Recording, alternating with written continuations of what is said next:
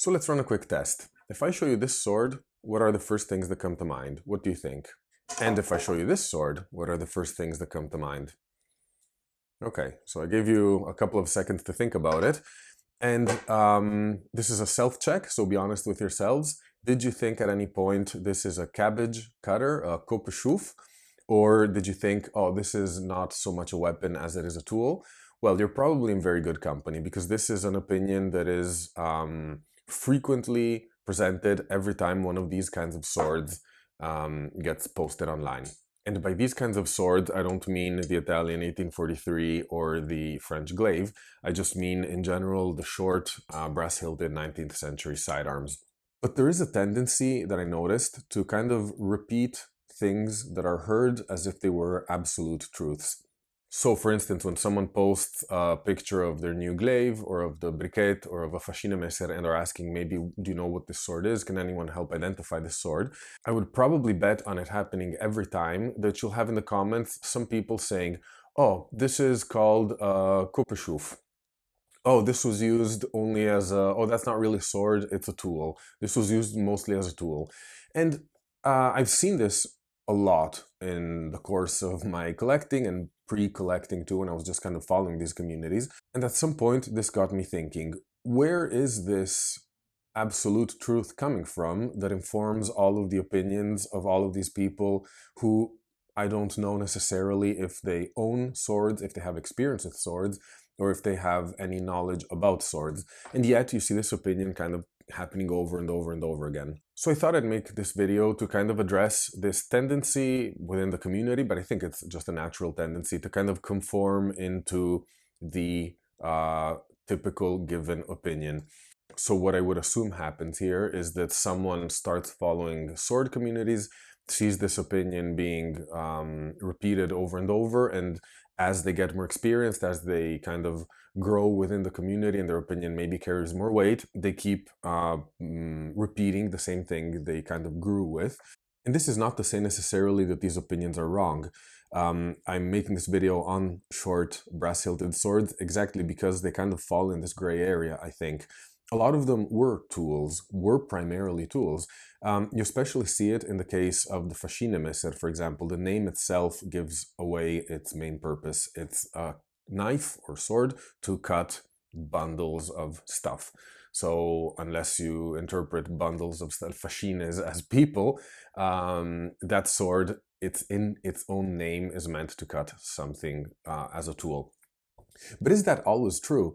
And should we kind of approach these swords by simply recognizing really quickly a certain kind of hilt, a certain kind of blade, a certain style, and just really superficially sometimes say, oh yeah, these swords were meant as tools, people didn't really like them as weapons? Because I have the feeling that that is not really true. So in this video, we're going to talk about these two swords and what makes them different and why maybe one of them shouldn't be bunched in the group of tools. But I actually think the point of the video and maybe the main takeaway here is that this kind of mindset should be applied in general.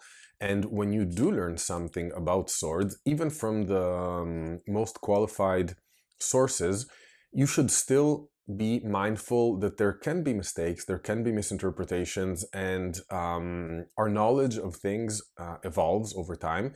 And we should always kind of keep an open mind to the possibility that the things we learned are not necessarily dogma. So let's start with setting some criteria. We know that short-bladed, brass-hilted weapons were cheap and were easily afforded to troops, in many cases troops that did have responsibilities of foraging, digging, like sappers and stuff.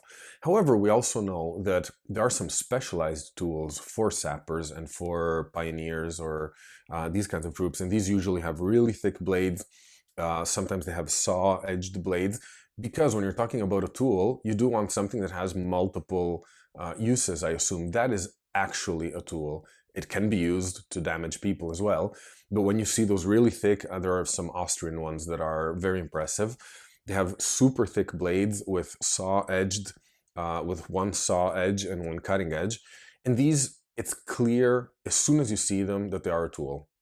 So these fall in the far end of the tool and tangentially, let's say, in the weapon category. Now, if we look at this one instead, this one has a pretty standard, slightly curved blade. This is very similar to what you would see on a briquette, for example. So apart from the hilt, which is different, if you've ever held a briquette or know how it feels, this is close enough. Although this is quite a bit thicker, I have to say.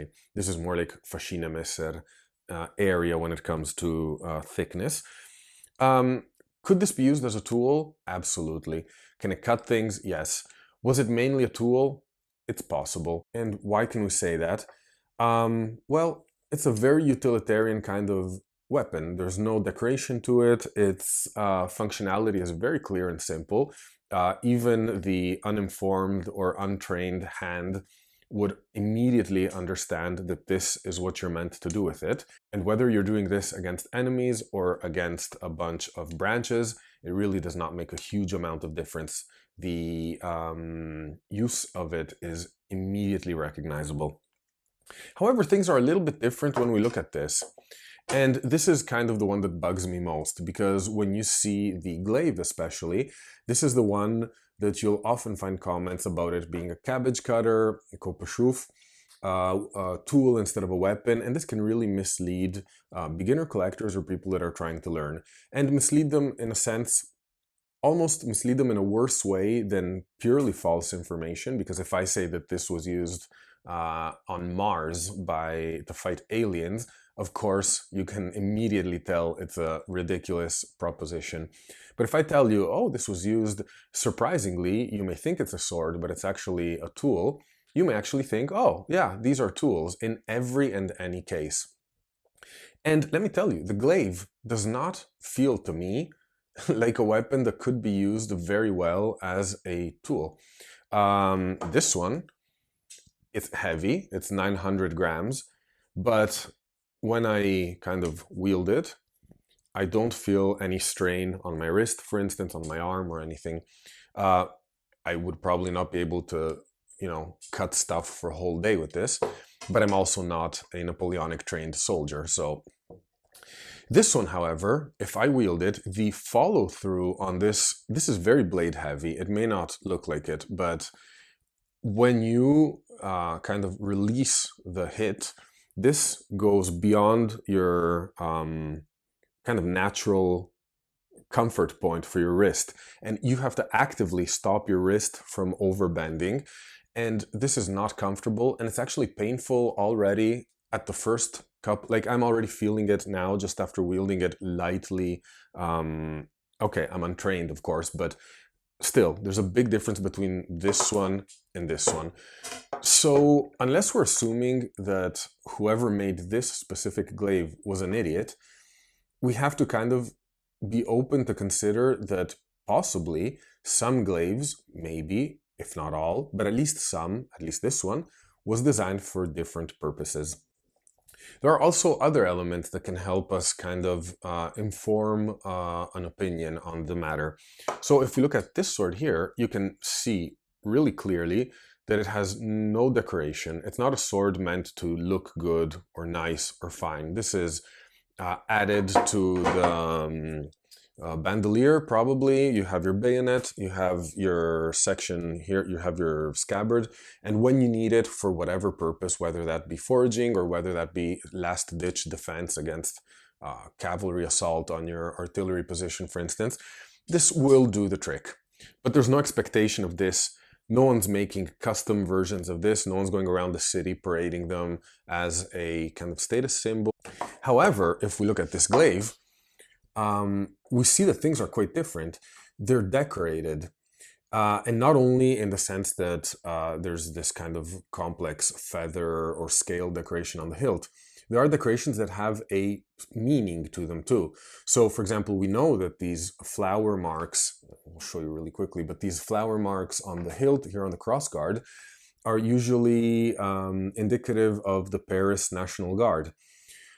We also know that the rooster symbol here is a typical embellishment that was used in post-Napoleon. I mean, it was used overall very often throughout French history, but it's very typical on Restoration or July monarchy sidearms, for instance. And we have to ask ourselves, if this was made to be beaten up against branches and, digging through manure and brush, why go through the effort? It's not a lot of effort. You just have to make a cast, of course, but it's still more than you would. Like, people aren't stupid. You add symbols to things that need to symbolize something. You don't add them to things that are meant to be a tool, is my opinion, of course. So I have to really question this being a tool for mainly these two reasons. One is the actual functionality of it, but that you can only understand when you hold the object in your hand. And you have to trust me on this, but this is not a tool. You would damage your wrist within a couple of hours of using this for foraging. The second reason is the aspects of decoration and embellishment. We have to think, or question at least, why anyone using something for a damaging purpose as a tool would go through the effort of embellishing this object.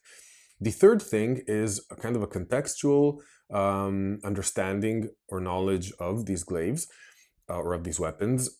We know that there are countless variations of these. So it's not that simply someone said, hey, I like the idea of making tools fancy, so we're going to make one cast, which is nice to look at least, so when people are foraging, they have something cool to hold. There are many different versions. You have roosters like this in all kinds of different configurations. Scales can look different. You have these without, with. These were customized. These were bought by officers or NCOs. These points clearly point to this not being a tool, in my opinion. Another issue is the design of the blade. While this, I mentioned it being similar to a machete, and if you look at similar object, weapons, tools all over the world, you'll find certain variations of this. They will change in width and length, in the way they're forged, perhaps, in the hilt. But it's almost like a universal tool. If I have to cut through a forest or a jungle or high grass, this is going to do the job. This is not. This is a design that is influenced by fashion, by the classical revival of the late 18th century, early 19th century. So this has to do with the glorification of Rome and Greece, for example, in this case specifically Rome, because it's kind of taking on the shape of the gladius. And we even have to conceptually think here, why would someone go through the mental effort to kind of design something that reaches back to these glory days that in that time were fashionable, to design something that is meant to cut through brush? It just kind of does not fit. Or at least that's what I think. And you can see this complexity in design, and I speak especially for the glaive here. You can see it in the blades inspired by the model 1831, because these are pretty complicated blades. They have a central ridge here, but then this ridge kind of expands in a triangle here towards the ricasso. So these aren't just random machete blades, and it's even more complicated when you get to the 1816 model. It's the one with the 3 fullers. Why would you go through all of this effort to design a blade that is meant to be bashed and battered all over the place? It kind of does not make sense. I also want to add a possible linguistic point of confusion. I don't speak French, so I don't know if it matches in French, but every time I hear Coupe-chou, it kind of interests me, because in Italian, testa di cavolo, which is a cabbage head basically, is a light-hearted insult you can use for someone to say he's a dummy or something like that, like you have a cabbage head, I suppose. Now, if this has an equivalent in French, now suddenly the term coupe-chou picks up a way more morbid meaning to it. It doesn't mean necessarily something that is used to cut literal cabbage heads, but it could be something that is used to cut cabbage heads, quote unquote. Now, if anyone of you speaks French, please let me know if this expression actually exists in French, because that would explain a lot about the glaive. And another thing I want to mention about the glaive here is that this, we know, was often used by National Guard troops. and these had policing functions, not always, not all the time. But if we're talking about the July monarchy, these are kind of turbulent times in France, and perhaps we're not at the point of great campaign wars or something like in the Napoleonic Wars previously, or the Franco-Prussian War, for example, in the 1870s. So maybe there was more need for policing, and maybe the fact that you have these kind of wide blades that are, by the way, often not sharp, is because these were used to kind of break up bones in more urban context rather than cut grass in the field. And this brings me, by the way, to the last point. You'll see some models of swords will often be bashed and battered and used. This is the case of the 1843, for example. It's the case of many fascinemessers too. You often see them being used. The edges may be damaged. Glaives, on the other hand, the majority of the ones I have seen at least, are in practically mint condition. Now, we have to keep in mind survivor bias, so of course the fact that I only see perfectly mint condition glaives does not mean that all of them were in mint condition or that none of them were used like in the field to work. But it does say something in your experience, and the whole point of this video isn't so much to say, hey, this is absolutely not a tool but a policing weapon, for example, but it's more to say, hey, take what you hear online and what you read as important learning factors, but also take them with a grain of salt and use your own thinking process and use your own experience and your own hands-on experience, if you get to have it, to determine what you think for yourself. And then maybe make a video about it and suggest the ideas you have to the community and see what they think. So I hope you enjoyed it, and I'll see you in another sword video soon. Bye.